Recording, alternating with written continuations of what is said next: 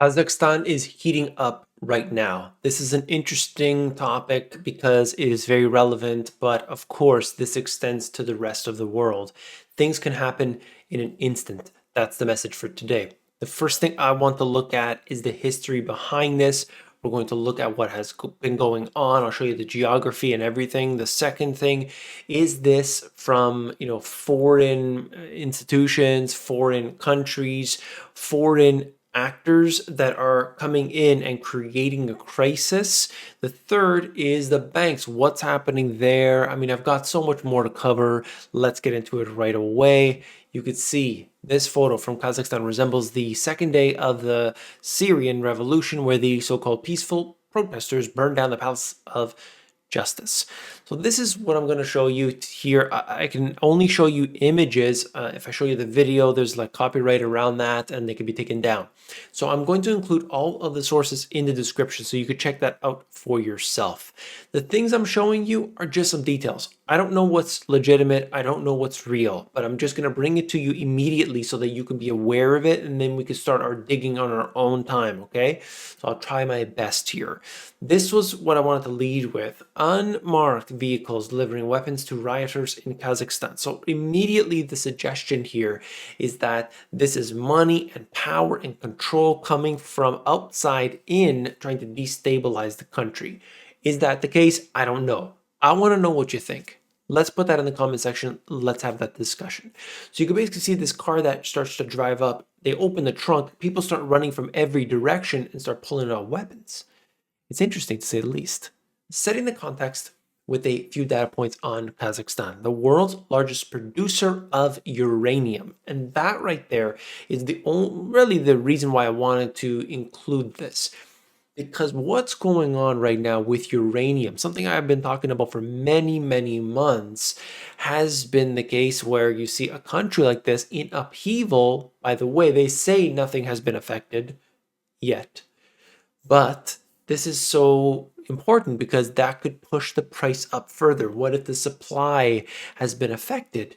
That, of course, will impact the price. Okay, just letting you know that. Shares a border with China and Russia, currently has good relations with its two big neighbors. Asked the Russian-led CSTO bloc for military help, and it's a key partner in China's BRI. All of that key, and we'll talk more about that in a second. Another post-Soviet ruler for life faces upheaval as enormous protests sweep Kazakhstan. As the Soviet Union crumbled in 1990, Kazakhstan declared independence. And here we have a situation in which things have really changed. Yes, they said they were going for a market economy. They said they were opening up, and perhaps some don't feel that way. Is this outside interference? Who knows? But usually that is the case. In this one, I'm not in the country, so I can't tell you what's happening. Now, this here, I'll hold off on just a second on that, but Kazakhstan unrest. You could see right now what's been going on. I mean, unbelievable to say the least. The government is trying to stabilize the situation. And as you can see right here, Russia is sending in troops at the request of the Kazakh president. They will be deployed to stabilize the country, which is a member of the Collective Security Treaty Organization, along with Russia, Belarus, Tajikistan, Kyrgyzstan, and Armenia. Okay? If you would like, if you have the time, this is the article out of the BBC that kind of gives you the breakdown. Okay? If you're looking for the deep levels, obviously you got to stay away from the mainstream, but this is a good thing because they've got it all listed here if you want to check it out. Now, this is the city, which I'll show you in more in a moment, but Almaty, I believe it's pronounced, but anyway, you can just see that. And of course, the border of Russia is quite far away. Let's cover that right now, actually. So you could see where Russia is, Kazakhstan being right in this region right here. Right now, a lot of the troops are bordered against Ukraine. So all the troops, and I think I have an article about that, all the troops that were bordering Kazakhstan were moved over to the Ukraine. So now they've got to move them back. So there's a little bit of a slow operation to make that happen. Okay, you can see right here, Kazakhstan is more than 4 times the size of Ukraine.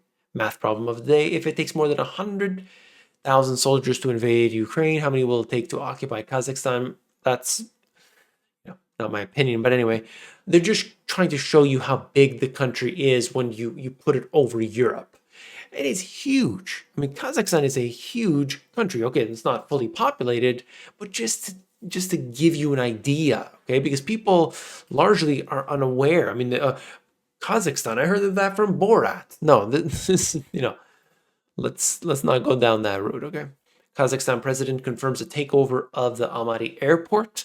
The entire country is under state of emergency as unrest over rising fuel prices has turned deadly. And this is what I want to talk about.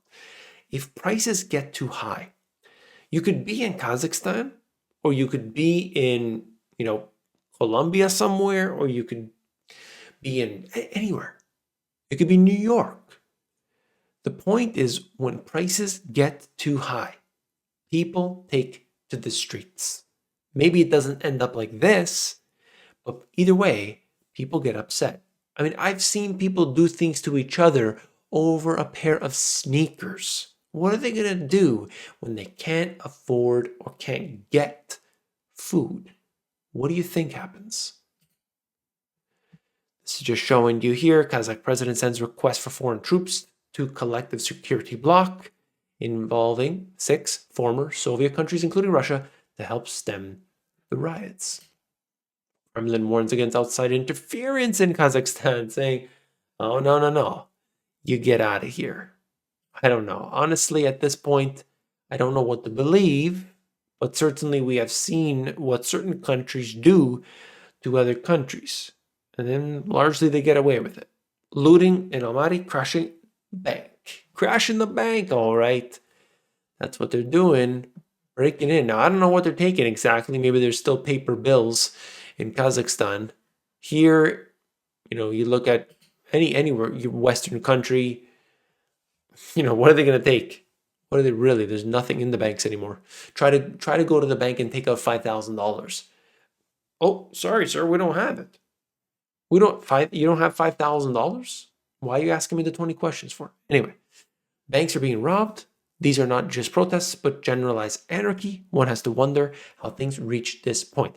The only reason I mention this is because things can happen in an instant no matter where you live. And this was the last one, just talking about what we talked about earlier. Russia last year was busy moving a whole army from the Kazakhstan border to the border of Ukraine. And that is not rapid deployment forces easy to move. So, of course, this just shows you what has happened. Geopolitically, you got some stuff going on. There's all kinds of nefarious activities happening on behind the scenes. I want to know what you think. I needed to bring this to you because I've seen the comments. You are interested in this topic. So I just wanted to cover a few of the basics. Okay, that's all. That's all I want to do. If you support the channel, hit that thumbs up button. That's all I'm asking. Just click that one button. It helps to support me. It helps to notify people out there in YouTube land that this is a good video. All right, I'm going to end it there. Stay tuned for the next one. See you soon.